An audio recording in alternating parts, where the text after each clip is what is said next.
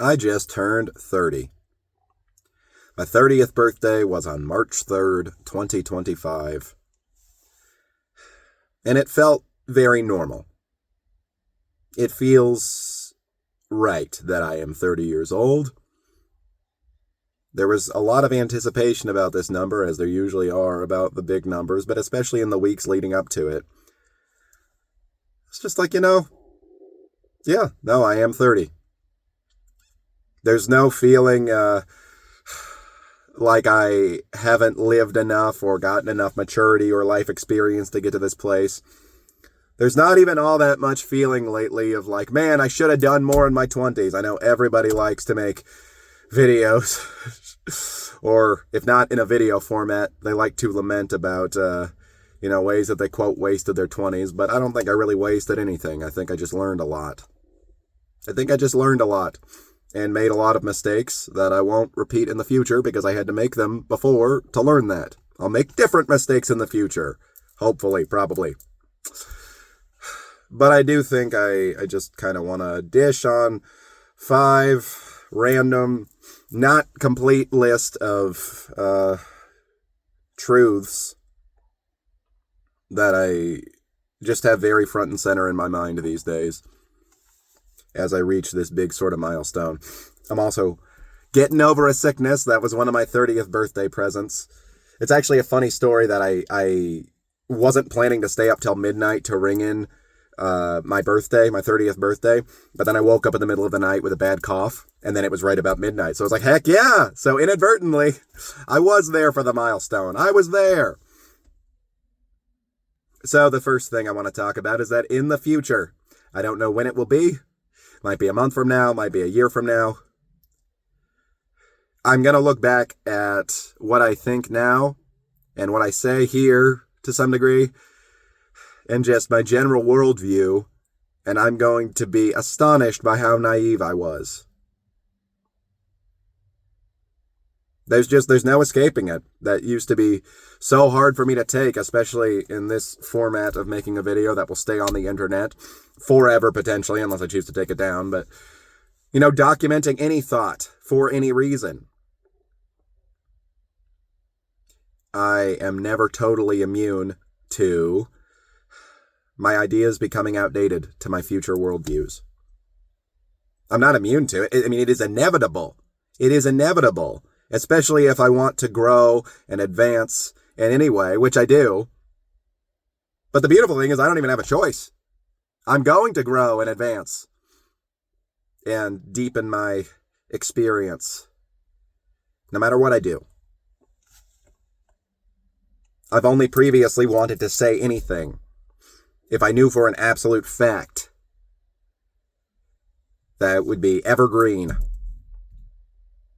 It would stand the eternal test of time. And nothing that I say will stand the eternal test of time. And that's relieving in its own way. I do have absolute certainty now that I can say pretty much nothing with absolute certainty.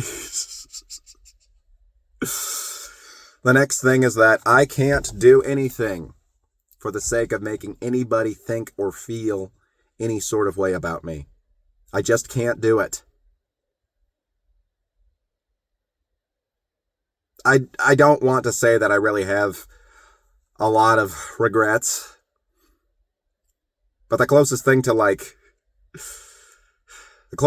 I could call a regret is just how much energy I've expended toward trying to make people feel a certain way about me, instead of just presenting myself in the way that I am, and then just their thoughts being secondary to that. It is so unfulfilling to do anything to make people feel any kind of way about me, to think that I'm smart, that I'm funny, that I'm attractive, that I'm a good YouTuber. There's no manipulation I can do anymore, especially with something that is as completely arbitrary and random and unreliable as thoughts that are in other people's heads. I'm not saying that I don't get concerned about what people feel about me. It's just that even with that concern, I can't do anything about it. I just can't.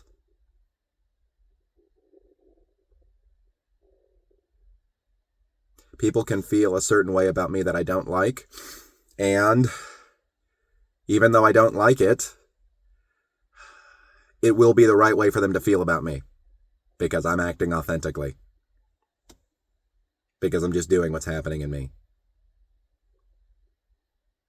And people are still going to feel a certain way about me, and just by laws of probability, some of those people, hopefully a lot of people, but at least some of those people, are going to feel positively toward me in my purest, most authentic state. And that's all that's going to be rewarding. Not any sort of positivity that I get from anybody because I carefully catered my actions and words to elicit that feeling from them. Third, and I think I'm going to reach the peak of pretentiousness here, and then I'll dip down back, ease it back down to the ground. The third truth is that all that I know about myself is that I am. I know. I think, therefore I am. This is not profound in any way. This is so rote, but it's not been internalized in me until this past year. That's the only thing that's been consistent throughout any of my experiences. It's the only thing that ever will be perfectly consistent, is that I am. I exist. Through all of the changing environments and changing facets of my own self, there will be me. And what am I? What am I? I don't know. But I am. I'm just pure existence. I'm pure perception. I'm pure awareness. I'm pure consciousness. Because that's the only thing that's going to stay.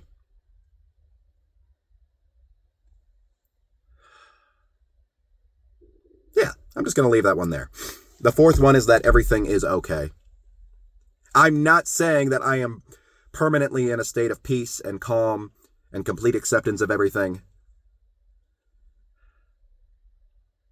In my purest form of that pure awareness, consciousness, whatever, I am at peace with everything. Because I do allow everything. Because it is so. But at the small self, I should say in the world of mind, in my thoughts, it runs rampant that things are not okay a lot of the time. Thinking this thing should be different. I want this thing in the future and then it will make me okay. Oh, this thing that happened in the past is making me not in a state of, what is the word? Equanimity. Thoughts say that, but in my purest state, in existence's purest state, everything is okay. From a universal perspective, everything is all right. And you might be thinking, well, that's easy to say. Okay, fine, stop thinking about anything and everything is okay. That's great. But we do think about things. So what good does that do us? Well, it is comforting to me to remind myself that from the most purely objective state of everything, it's all just the way that it should be.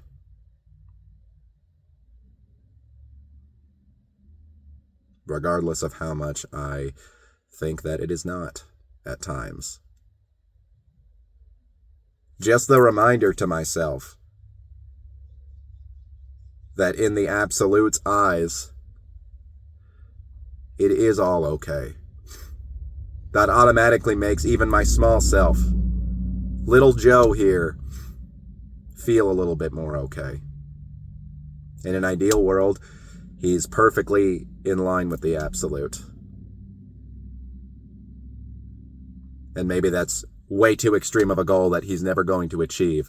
But we move toward that, moving toward infinity. And the last one is that I know that in the future, I'm going to look back on this time right here, and it's going to be covered with this lens of sweetness and love and just this ungraspable nature that automatically makes it so valuable to me.